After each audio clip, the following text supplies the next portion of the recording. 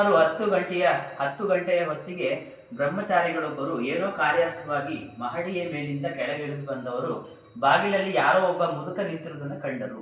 ಉದ್ಬೋಧನ ಅನ್ನುವಂಥದ್ದು ಶ್ರೀಮಾತೆಯವರಿಗೋಸ್ಕರ ಸ್ವಾಮಿ ಶಾರದಾನಂದರು ಕಟ್ಟಿಸ್ಕೊಟ್ಟಂತ ಮನೆ ಎಲ್ಲಿ ಕಲ್ಕತ್ತದಲ್ಲಿ ಇರುತ್ತೆ.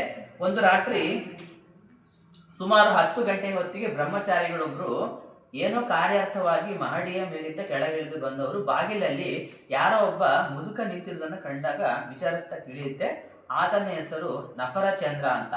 ಶ್ರೀಮಾತೆಯವರ ದರ್ಶನಾಕಾಂಕ್ಷಿಯಾಗಿ ಕೋಯಲ್ಪಾರದಿಂದ ಬಂದಿದ್ದಾನೆ ಎಂದು ಗೊತ್ತಾಗುತ್ತೆ. ಅವನು ಅಷ್ಟು ರಾತ್ರಿ 10 ಗಂಟೆಗೂ ಬಂದಿದ್ದಾನೆ. ನಫರಚಂದ್ರ ಅಂತ ಅವನು ಶ್ರೀಮಾತೆಯವರನ್ನು ದರ್ಶನ ಮಾಡ್ಲಿಕ್ಕೋಸ್ಕರ ಬಂದಿದ್ದಾನೆ.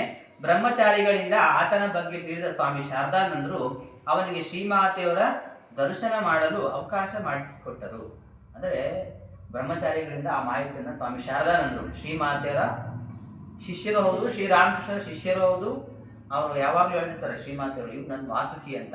ವಾಸುಕಿ ಅಂದರೆ ಅವ ಥರ ನಾನು ಯಾವಾಗ ಕಾಪಾಡ್ತಾರೆ ಅಂತ. ಯಾಕಂದರೆ ಇವ್ರು ಯಾರೇ ಭೇಟಿಯಾಗಿ ಬಂದರೂ ಅವ್ರು ಅವ್ರು ಯಾವಾಗ ಕಾಲಿರ್ತಿದ್ರು ಶ್ರೀಮಾತೆಯವ್ರಿಗೆ. ಇವ್ರು ಕೇಳ್ಕೊಂಡೆ ಅಲ್ಲಿ ಹೋಗ್ಬೇಕು ಶ್ರೀಮಾತೆ ಭೇಟಿ ಆಗ್ಲಿಕ್ಕೆ. ಅಂದರೆ ಅಷ್ಟು ಶ್ರೀಮಾತೆಯವ್ರಿಗೆ ಬೆಂಗಾವಲಾಗಿದ್ದರು. ಈಗ MLA ಗಳಿಗೆ MPಗಳಿಗೆಲ್ಲ ಇರ್ತಲ್ಲ ಬೆಂಗಾವಲು, ಹಾಗೆ ಶ್ರೀಮಾತೆಯವ್ರಿಗೆ ಬೆಂಗಾವಲು ಪಡೆ ಅಂದರೆ ಸ್ವಾಮಿ ಶಾರದಾನಂದರು.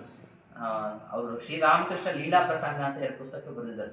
ಬಹಳ ಅದ್ಭುತವಾದ ಪುಸ್ತಕ. ಫಸ್ಟ್ನೇ ಜೀವನ ಚರಿತ್ರೆ ರಾಮಕೃಷ್ಣರ ಬಗ್ಗೆ ಸ್ವಾಮಿ ವಿವೇಕಾನಂದ ಬರೀಲಿಲ್ಲ.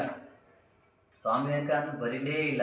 ತುಂಬ ಜನ ಸ್ವಾಮಿ ವಿವೇಕಾನಂದ ಬರೀ ಅಂತಂದರೆ ಅವ್ರು ಇಲ್ಲ, ನನ್ನ ಗುರು ಬಗ್ಗೆ ಬರೆಯೋಕ್ಕೆ ಸಾಧ್ಯನೇ ಇಲ್ಲ ಅಂತ ಹೇಳಿದ್ರು.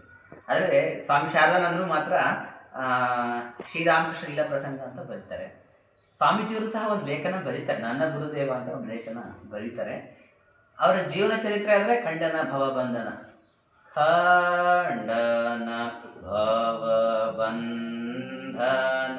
ಜಗ ವಂದನ ವಂದಿತೋ ಮಾಯ್ ನಿರಂಜನ ನರ ರೂಪ ಧಾರ ನಿರಂಜನ